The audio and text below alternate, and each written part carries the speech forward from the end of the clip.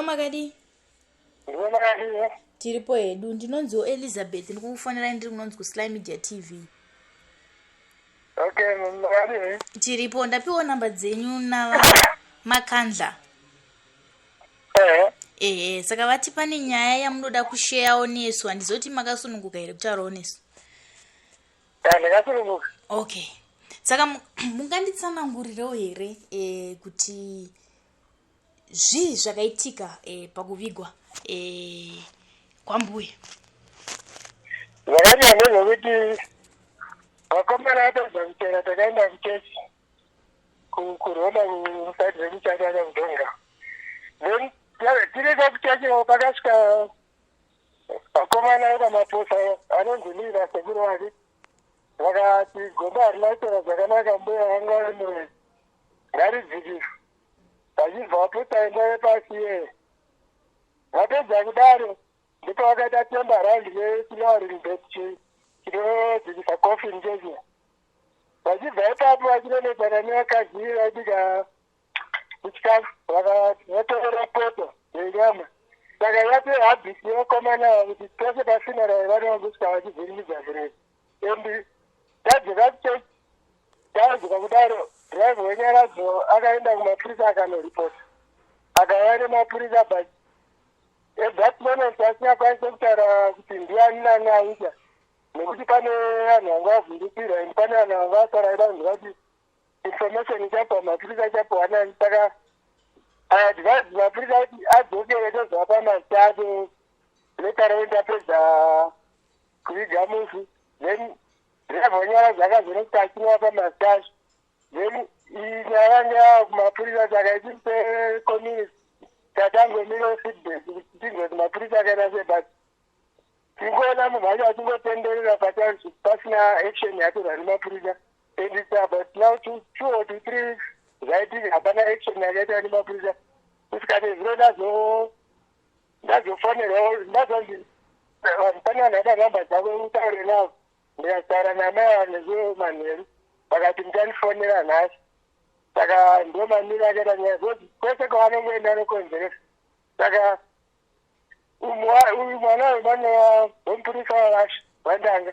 Saka maybe ndozvaanotembereka kuti mapurisa ari kuhwamani ngati majidhene but atongozanza kuti kubva ipapo tingomona achifamba friends anosenzera patauri chinopo padhuze nepamapurisa ari panze hapana zvati zvaitika.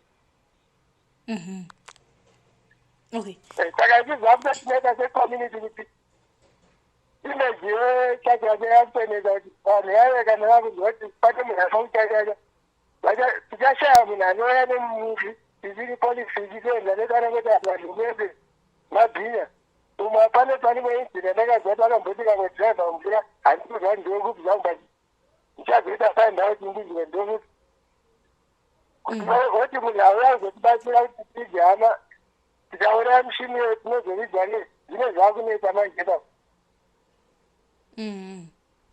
Saka ichakuta kuti dachinzi zvazvaita zvakatoti ndizobvawo kumusoro kudzira zvati maybe zvatoteza secommunity ezimbabwe wezewo kuti mushini yepublic utility haiabviswe zvati regai ife nemushiro wayo noti tiuraye unobatsira munhu wese naiyewo uchamubatsirawo mushini wacho kuti kati kauraya hapana zvatata tikuuraya nyika. Bhozi zitakuta kuti zvaya kumusoro ni mukaitawo yobati inoonekwa kuti munhu akakanganisa zvesho kune side dzekuti mukanoripota zvinoitwa nemazvo munhu oita brought book. I think vanhu vanopara mhosva vanotaramuka nokuti vanengautya kuti zvikazobvawo kumusoro nemapurisa acho haadzombozi kana mupurisa angaita nyayo akapiwa mari akangoitsika zvangosiya zvakadai bhozi zvikadetsera kuti nyaya yaitika 3 weeks hapana dheketi rakavhurwa munhu acho achioneka chii chinoitaitika ipapo. Bhozi hazvizonakidza kuti vanhu vanenge vakuzeza kuchakaepape hamira kuti muendesani toendi padhiraivha saka hapana zvazvine zvakuzobatsira bhozi isira kuti community image ive zvakanaka titi zvakanaka nyarazi any provider ave free kuti auya aite without fear. Both Canada is running well with the boys. Like what's next? You know what's up? I don't go down at all. Come on, guys. Wakati change right. Wakati change right. Like I just go say it's like not no complain.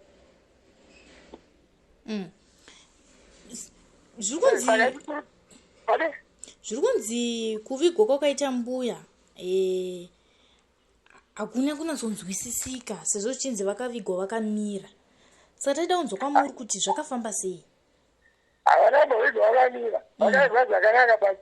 Iye paakasvika akati Mbuya vanga vari muroi saka guva ringaridzika but guva rine mamita zaro wega muroi imbavha munhu akanaka. The standard remains the same. Hapana mtemo unonzi kana munhu ari muroi guva ngariite 20 meters. Wakabva kuti mtemo vakaona kuti munhu aidaro uyu mupurisa here kana kuti mwana baba wake ndiye mupurisa wavashi. Mwana wa Mbuya. Zoti mwana wa Mbuya ndisekuru patiri sisi ndisekuru. Ndisekuru vakati vigai vakadai. Havana mbovigwa vakadai paakazipata pakazisara tovigai anga achisipa achizanze vanhu vakuenda mapurisa. Takazosara toviga zvakanaka basi zvakazongodhimeya choti basi kwiga zvakabva musi zvakanaka. Saka iye itirei kuti itai so. Chingari chibhuru chavarikangosesa chinane musoro. Hanzi vakaroya ani goga muchinyatsozoferefeta kuti zvakabva. Havana mazati chero munhu akanzi imbavha muroi chii handiti. Kana munhu afa anongoizwa dzine mabheriya. Hapana mutemo wakambonzi ngaridzingise decent burial ndo yakaitwa kuna Mbuya. Saka hapana chero ainyari chenekwa nezvakapindwa vakaroyani anogona shauti vakaroyani wezi munhu kana agara over 95 muroi akavagara chi wezi Mbuya makore acho ari over 95. Saka zvinongonzi munhu isari over 95 anofanira kuvigwa akadaro nekuti anenge akurora. Aiwa zvakabva kupi ndokutotanga uzozvinzana iye tinosivigwa vanhu vakuru tongozati munhu mukuru anoigwa after around 2 hapana pakambonzi munhu anoigwa guva rakamira boksi rakamira kuti rimire kuti zvireze. Saka sekuru enyava mwana wagogo anditi ndiye ari kuda sekuru havati mwana wagogo wana baba wavo ndio mupurisa wavashi. Saka hazvosika ndezvavari kungotemba izvozvo kuti zvisizvi hapana zvatinoitwa kana tinyaya ikaripota nozotiwa kuti mupurisa mupurisa wavacho inini mupi nditete vangu. Gogo ava nditete venyu mimi. Nditete vangu hazadzi avavo. Saka uyangoene mutemo yake pasi angatoneka kusvika kaona zvapedza mutemo hapana zvaisangwawira bezvisisakainspekta nguva taona tichaita zvakanaka tikati let's continue nezvizvedu iye akazowana vanhu vapedza akugovhiringidza saka at least akaitwa bread to book atara zvichachizitamuwene kuti zvakadai sopanamazvite we should respect munhu anenge afa tokaita manormal procedures anoitaiwa zvobva zvapera zvakadai. Imi munogara kupi uku kuitika zvinhu zvese izvi? Chachacha. Kuchi? Chachacha kuchirugu. Muchirugu. Okay. Ivo kunzvimbo kwenyu ikoko hakuna here dzimwe chembere dzakambovigwa futi nemutowo kunzi ngadzimire muguva? Hakuna zvakadaro. Saka iye kuti zvakabva kupi uyu? Ndisikanza nderengoemereni. Saka imi maakufungei semhuri? Mari? Semhuri maakufungei nazvo? Ndikuti semhuri takamira kuti nyaya dzakaendeswa kumapurisa masabhuku akati tonoudza yacho saka taumira feedback kana pasina I think nezvamadai so inini ndichanoona sabhuku wacho ebhuku iroro ndonzwa kuti vakazosvika nyaya kwavashere then ndopavandakatanga kutaura navo nhamba inini nhamba dzenyu ndichazisevha then tokomunicati tichiona kuti zvakamira sekuita kuti nyaya iyi inyatsoiswa nemazvo kuti vamwe vasazozvipamha futi nokuti hazvina zvazvinobatsira kuti tiite zvinhu zvakadaro vanhu vozotya kuti kwese kunone tinashaya munhu anotibakira. Saka mupurisa ndiye akuda kuchinja culture yevanhu kwa. Uyu ndiye mupurisa, haasi mupurisa, bwezi mwana mupurisa haasi mupurisa. But unenge angotembawo mezvinyengo dzamapacho but izvozvo hazvangokuitwa sezvo kana kuti hainasvika kana pane chakaitika kana titadza mapurisa akapuwa mari akatikasika nyaya zvezvatinofungira. Bwezi nicho munhu akamboitawo zvemutemo ndozvati kana munhu akaita mhosva anofangosunga went for court but kana up to now chinzi hapana docket pane 2-3 weeks chichineti bhozi kambani yakamira ripoti yenzoti munhu akabata vachimuona achitendera vanenge vachiti bhozi hazina chii bhozi nezva kuti ripoti yacho kumapurisa kune zvimwe zvakaipa uoko wacho kwacho kune zvimwe zvakaipa saka tidazeni kuti vanhu vese vanenge vari sese. Okay, imi makambomubvunzisisa here kuti uri kuti tete vedu vanoroya vakambokuroya here? Inini handisina kuti ndivabvunze bhozi ndingavabvunza vanofungidza pane zvinozoitika ndendiripo but ini ndangotambira kuri handitauri kana tisi ndikasangana kungomhoresana kuti handikwanise kuvabvunza nokuti pane zvinozoitika vandizosaspektani saka ini ndikuita zvinhu zvangu ndakati zveintelligence yangu zvokuti terepa pandakaudza mapurisa ndauzana omara panapa pane vanhu vari kumira kuti vanze information saka nyinyi ndaitozopa information tapedza takazondozvati ngwedo as of now hapana chavanozva kuti tiri kukominikana nai saka vachangopatiwa by surprise saka ndinochida kuti nyaya zvakadaro so dzingohembirwa zviri decent munhu wopatiwa by surprise woshavadzazati chichamurayo angoonani abata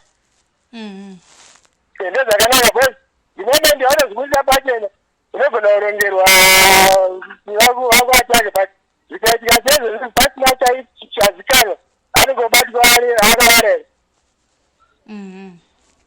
ndozvazvinezvina bhozi imene ndivanoda kuzvitipo nhai sekuri mainaii bhozepa akanozamo vave vanotaka ndizvenyakati akazomutsiriza nyaya usaka yaingotaura apa ukama hwenyu naye hausi hwakanyatsoti uri padhuze aingotaura uri padhuze but ndozazoti vanhu vane mutanza bhozi vozati munhu ane mutanza chero ukama uri padhuze anongoita chero zvai. Alright, saka kuna mbuya uku matindiyani anenge achiti chii? Isusu tinokwasha kwavo pane akarora kwavo saka isusu tinokwasha saka sevakwasha vanhu vana sekuru handizvi but sekuru angu asingapangwe kudaro pana memuzukuru chero chinzi munhu anga achikangaisa but munhu akana kunzanzi afanaka saka kana waimutadza kumudza ari mupenyu uchazomudza afa zvino zvichibatsirei. Saka kwaari vanenge vari muzukuru sekuru nemuzukuru. Alright. Aiwa tinotenda saka tichazokufonerai zvakare tonzwa kuti munenge marongei semhuri. Inenge zvataura ndinoti ndichataura nanasisi vari kugwero. Ndinovaudza kuti nyaya yapakati bhozezo now nhasi handakwanisa kuti ndivaudze chisi apo nokuti ndakamirira foni yenyu. Alright. Kuti ndozvaudza kuti nyaya but ndadati ndizoudza vanhu yaiden advance stage kuitira kuti panogona munhu anogona watipira kuti nyaya inenge yamuka samwarikizi yakuenda parani. Saka tarati miri tiambokominikana tikaona kuti action yatorwa then avo ndovaudza kuti ndichangoudza kuti nyaya inenge yamupidzirwa yakuitwa zvine mazvo but ndoenda kungoudza sisiwao chete kuitira kuti uzoziva kuti anogona kunonyeurira. Saka ndingoti ndofungana mangwana kati vanheru ndichataura navo ndoudza kuti nyaya inenge yamuka yakuperepetwa panyuwani ikuti saka matitodi kana vachikwanisa kuuya kuno muchatotaura kana kuti iwane zvanenge vachifunga toita bhozi tati angomira kuti zvezonyaya yakumapurisa ndoachazoti kana zvaitika vachida kuti tizoita mausesi tonodedzwa totaura zvakaitika but tati angomira kumapurisa bhozi chero kaenda kumapurisa mapurisa acho usati wane usina simba hapana chaunodzokaona saka changomira kwamuzeni tozoita feedback kuvakuru maybe after 2-3 days naona kuti zvakamira sei. Okay, pane ari kundibvunza iko zvino ari kuti saka muri kuda here kusungisa mukomana uyu nekuti akangotaura kuti mbuya Vanoroya ngativavigei vakamira kana kuti pane dzimwe nyaya. Isusu ripoti yatakamira ngemushini waakatemba nawo wenyaradzwa. Ani ndo asumudza nyaya izvi. Andida? Okay. Mushini wakaita sei? Vakatatemba raundi nemushini unodzikisa coffin iyo. Saka wanyaradza akazobata-bata akaita munhu ane experience chimushini chacho chikazosenza. But ndo mamain complainants. Isusu tinezovatigira wanyaradza because dzakaitikira tichiona. Okay. Alright. Ripoti yakaiswa ndeyenyaradza handiti? Isusu hatina kuti tizoita yedu. Isusu tangobatsira nyaradzo sema-witness nekuti zvinhu zvakaitikira pamba pedu. Isusu ndisi takatire munhu ashiro. Saka nyaradzo akanzi akukoti pakanzi bata ma-witness. Isusu you are free to go kuti tinobatsirana nenyaradzo dzose ndo macomplainants makuru. Alright. Aiwa, tinotenda baba. Munenge muchizongotizivisa kuti mazoita sei. Alright, hapana tina mazao mapiwa. But iri pa-app nde-net one. Izvi ndakuitira kuti in case pamwe network inenge ichinetsa mukatadza kubata pa-net one munobata pabhadhi. Alright. Mati muri kushurugwa handiti?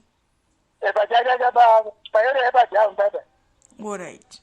Opposite tangonanga nezvamawande ehospital padhamba murodhi yenda kumashingwe. Alright. Alright, maita basa baba. Okay.